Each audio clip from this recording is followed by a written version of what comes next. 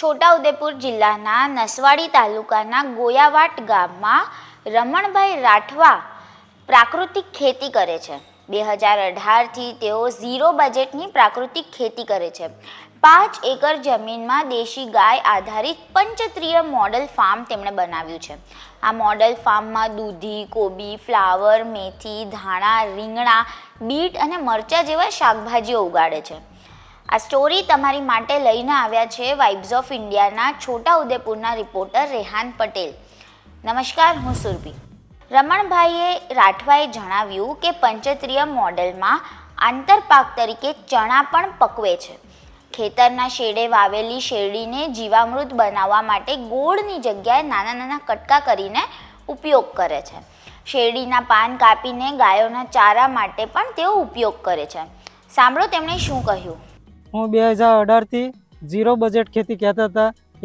એક ગાય આધારિત 30 એકર જમીન પ્રાકૃતિક ખેતી તરીકે થાય ત્યારથી હું આ સંપૂર્ણ મારી જમીન હું 5 એકરમાં હું એક ગાય આધારિત ખેતી ઝીરો બજેટ ખેતી ચાલુ કરી હતી। એટલે અત્યારે મારા પંચત્રીય મોડલ પર અત્યારે આ દૂધી છે, કોબી છે, અને જે આ ફ્લાવર છે, મેથી છે, ધાણા છે, રીંગણી છે, બીટ છે, ટામેટી છે, મરચી છે, એવા આ તમામ પ્રકારના અમે શાકભાજી કરીએ છીએ। આ જે રેડ કલરની આ કોબી છે, આ કોબી એટલું બધું એનું માર્કેટ છે કે લગ્ન પ્રસંગમાં હોય, હોટલોમાં હોય, સલાડ માટે, અને લગ્ન પ્રસંગ હોય, શુભ પ્રસંગમાં પણ આને આ રેડ કલરની કોબીની ખૂબ માંગ છે। તો અમે આ રેડ કલરની કોબી પણ અમે કરી છે કે સલાડમાં ખૂબ વેચાણ થઈ રહ્યું છે। તો એટલા માટે અમે આ રેડ કલરની કોબી કરીને અમે સારામાં સારું ઉત્પાદન અમે મેળવી રહ્યા છીએ। અમે પંચત્રીય મોડલમાં આંતરપાક તરીકે અમે ચણા પણ પકવી લેતા હોય છે।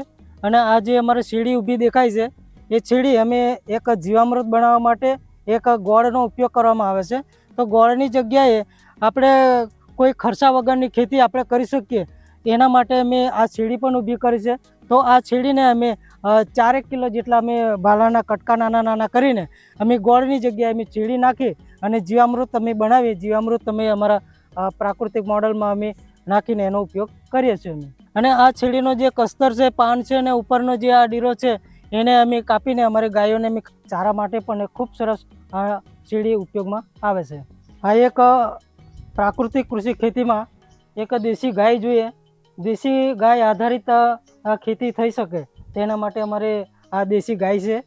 અને દેશી ગાયને આત્મા પ્રોજેક્ટ દ્વારા એક વર્ષમાં અને માસિક 900 રૂપિયા જે નિભાવ ખર્ચ માટે ગાયના નિભાવ ખર્ચ માટે આપે છે તેમનો પણ અમને લાભ મળે છે। અમે પ્રાકૃતિક કૃષિ ખેતી સાથે સંકળાયેલા છે, પરંતુ એક અમારે માર્કેટિંગની ખાસ પ્રાકૃતિક કૃષિ ખેતીમાં માર્કેટિંગ અમને નહોતું મળતું। ત્યારે મારા મનમાં વિચાર આવ્યો હતો કે હું મારા ખેતરમાં હું 3 એકર પ્રાકૃતિક ખેતી કરું છું, તો મારા રોડની બાજુમાં જ અમારો ખેતર આવેલું છે। તો મારો વિચાર આવ્યો કે હું ત્યાં જ મારો પ્રાકૃતિક કૃષિ એક ગીતા પ્રાકૃતિક કૃષિ ઉત્પાદન સ્ટોલ લગાવીને હું સીધું વેચાણ કરી શકું।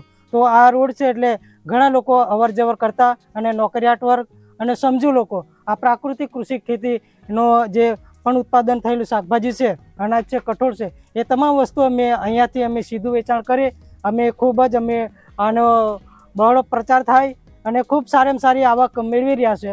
તો પ્રાકૃતિક કૃષિ ખેતી સાથે અમારી આ બધી શાકભાજી છે। તો અત્યારે અમારી પાસે આ એક બીટ છે તે જેના પ્રમાણમાં જેમને લોહીનું પ્રમાણનો વધારો કરવા માટે કે પછી સલાડમાં કે પછી સુપ્રસંગમાં એક બીટ પણ સારામાં સારું વેચાણ થાય છે। અમે અત્યારે એનો 60 રૂપિયાના ભાવે કિલો વેચાણ કરી રહ્યા છે। ટામેટો અમે અત્યારે 40 રૂપિયા કિલો વેચાણ કરી રહ્યા છે।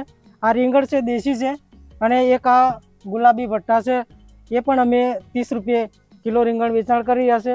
આ કોબી છે, ફ્લાવર છે, અને અમારે દેશી ગાય છે, દેશી ગાયનું અમે ઘી પણ બનાવીએ છીએ। ઘી પણ અમે 2000 રૂપિયા કિલો વેચાણ કરી રહ્યા છે।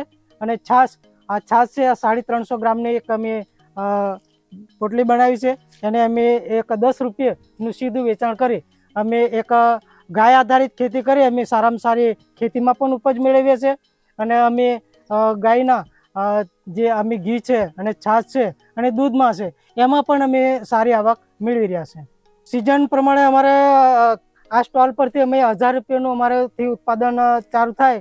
જેટલું ઉત્પાદન હોય, જેટલું વેચાણ થાય એ આગળ અમારા લગ્ન પ્રસંગમાં હોય તો 5000 સુધીની અમારી દૈનિક આવક થઈ શકે. દેશ દુનિયા અને ગુજરાતના તમામ સમાચારો માટે જોડાયેલા રહો વાઇબ્સ ઓફ ઇન્ડિયા સાથે.